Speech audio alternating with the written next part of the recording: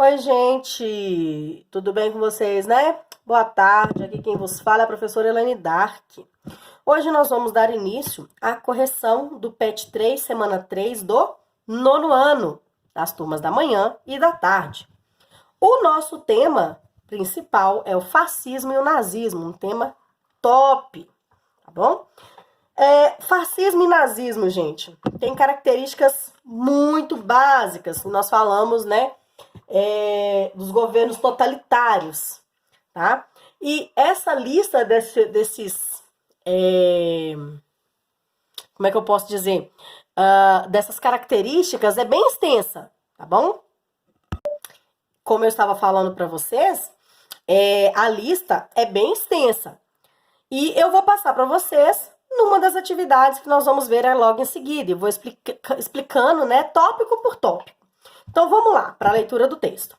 Após a Primeira Guerra Mundial e a crise de 29, tá? Então, após dois grandes eventos, tá bom? Primeira Guerra Mundial e a crise de 29, uma onda de insatisfação popular tomou conta da Europa, ou seja, um dos maiores continentes e mais ricos, mas que estava totalmente desfavorecido economicamente, digamos assim, e começou a ameaçar a elite dominante.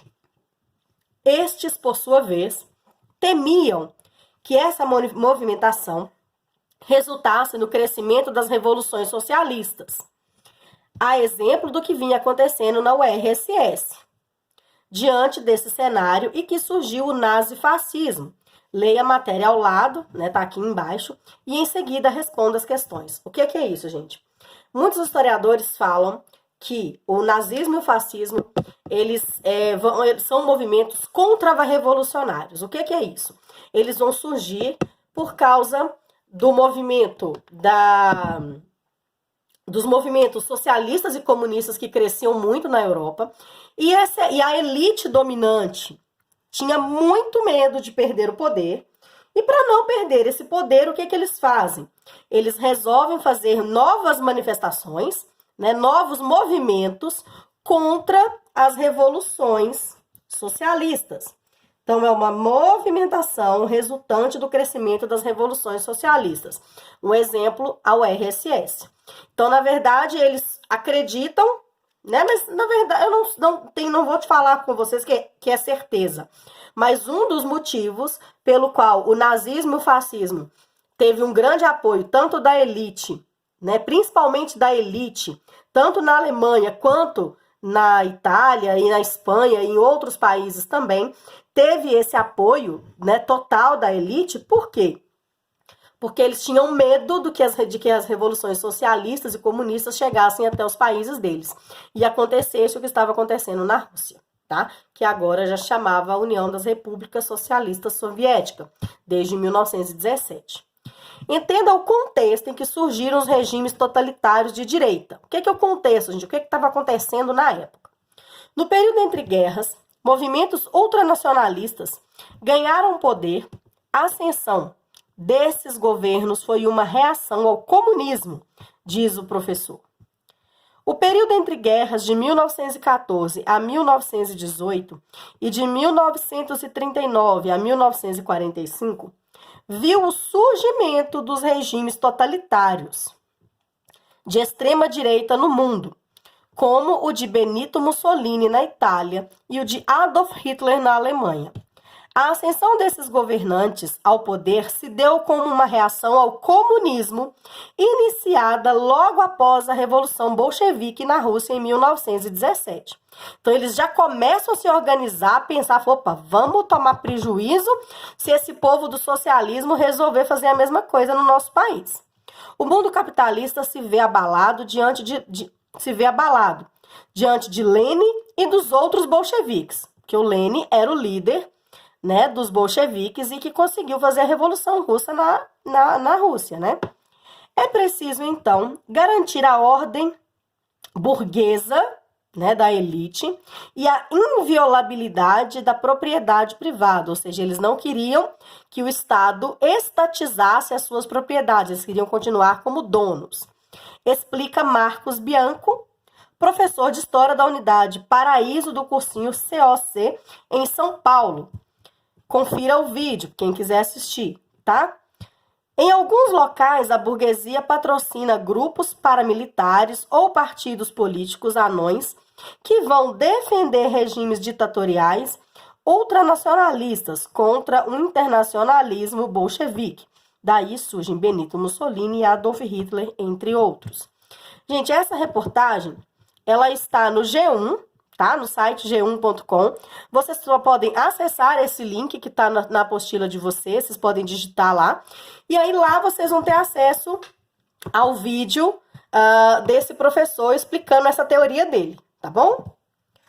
Vamos começar as atividades. Letra A. Em que contexto surgiram esses movimentos? Então, quando surgiu o fascismo e o nazismo? Os movimentos totalitários surgiram após a Primeira Guerra Mundial. Se fortaleceram com a crise de 29 e ganharam uma visibilidade mundial com a Segunda Guerra Mundial. Ou seja, o movimento surge no período entre guerras. Ele vai surgir no final da Primeira e vai ter o seu auge durante a Segunda Guerra Mundial. E eles surgem contra, teoricamente, o socialismo e o comunismo. Quais países protagonizaram o surgimento desses movimentos? Na Itália, o fascismo, na Alemanha, o nazismo. Quais os principais líderes desses movimentos? Fascismo, Benito Mussolini, nazismo, Adolf Hitler. Aqui nós temos duas imagens, tá? Aqui são tropas nazistas aguardando o pronunciamento de Adolf Hitler. Parece um desenho animado, né, gente? Parece que é tudo robozinho, né? Estranho.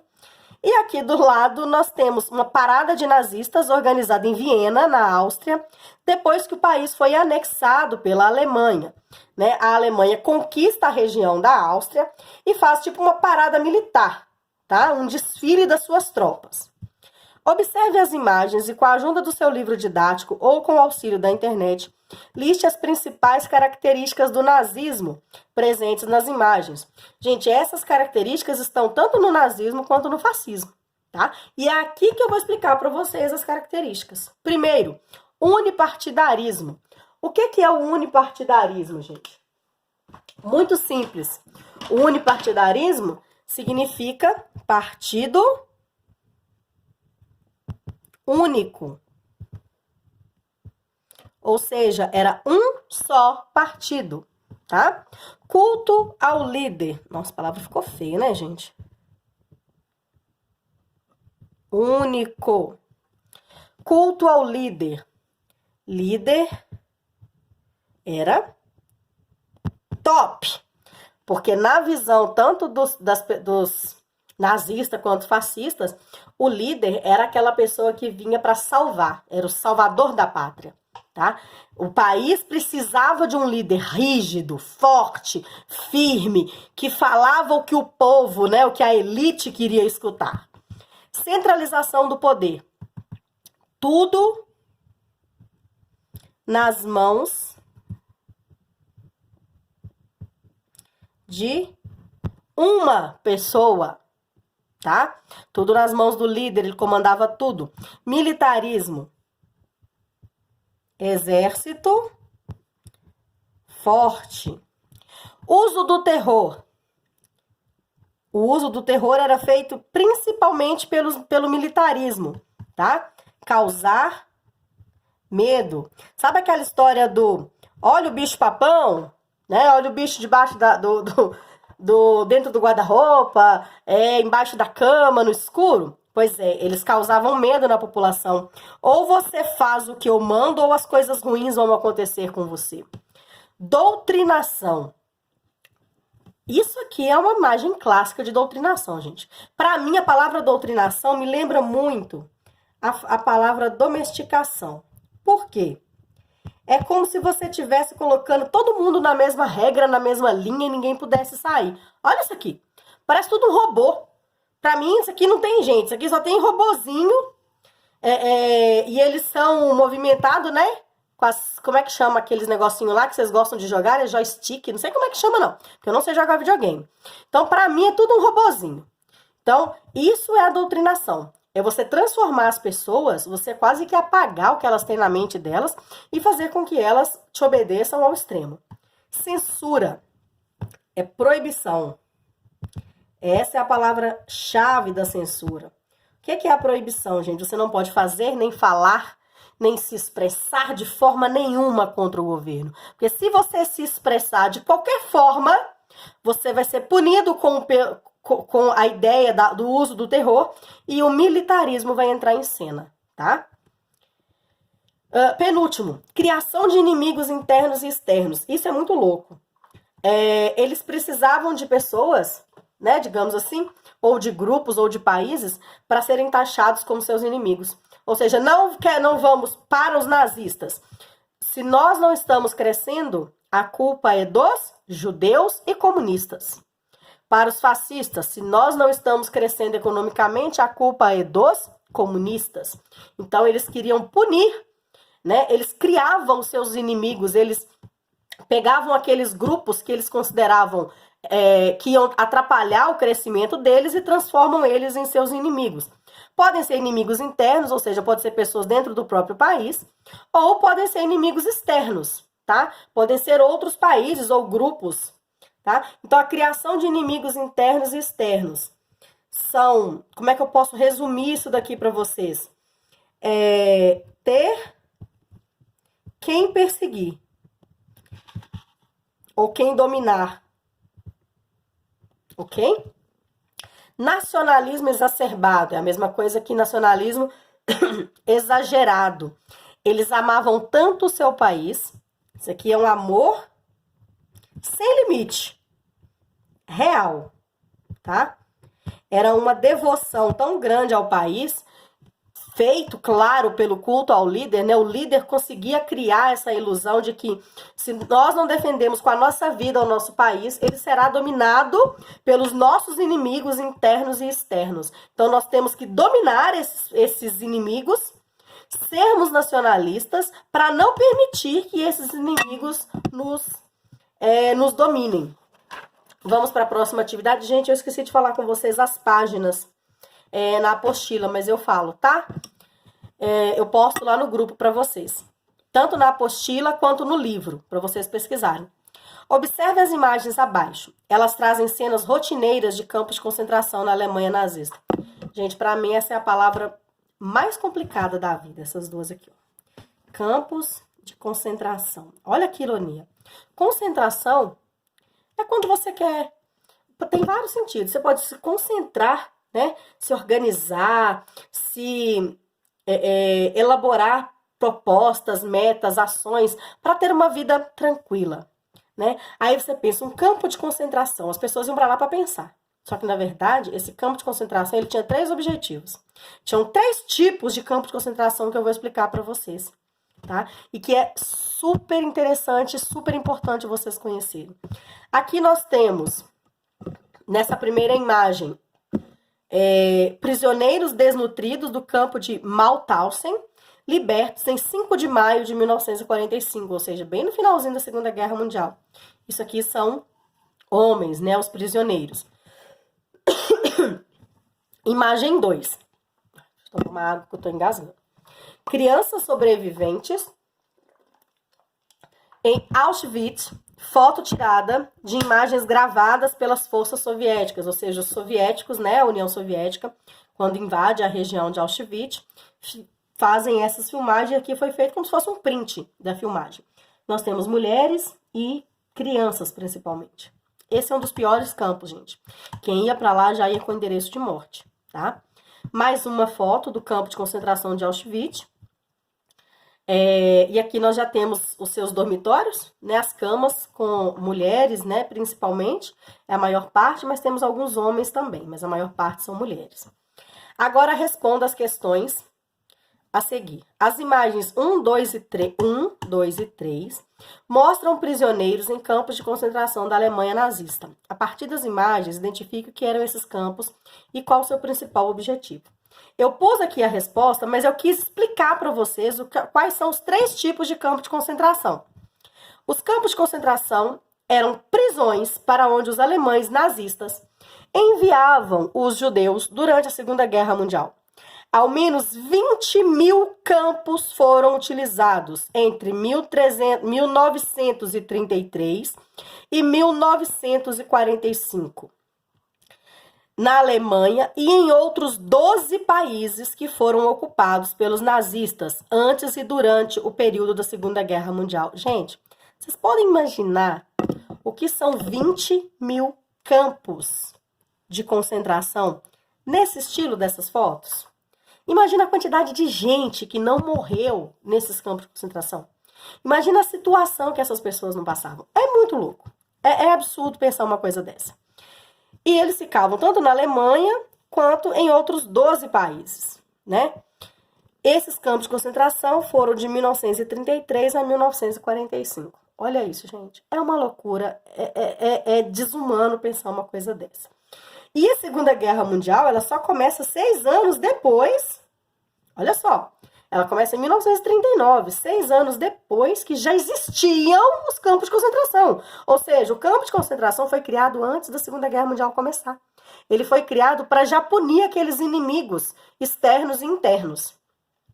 Havia 3 tipos de campos de concentração, que era o trânsito, o trabalho forçado e o extermínio. Trânsito servia para concentrar um número grande de prisioneiros, normalmente judeus, que seriam transportados para os campos de extermínio. Ou seja, era como se fosse uma sala de espera, sabe? Eu vou te colocar aqui nesse campo de concentração, mas lógico que eu não vou falar, né, para onde você vai. Mas daqui, o seu caminho é o campo de extermínio. Exemplos: Drancy, na França, Terencetalde, na República Tcheca. Agora, o campo de trabalho forçado. Os prisioneiros eram obrigados a trabalhar sem descanso e recebendo o mínimo para sobreviverem. O mínimo é o quê, gente? Era uma ração diária. O que essa era a ração diária? Era uma sopa aguada, tá? Que normalmente não tinha nada. Eram exemplos, né? Em Bor, na Sérvia, e Plaszow, na Polônia. E, por último, o campo de extermínio, onde os prisioneiros eram diretamente encaminhados para a morte, em câmaras de gás. Apenas umas poucas pessoas sobreviviam e trabalhavam.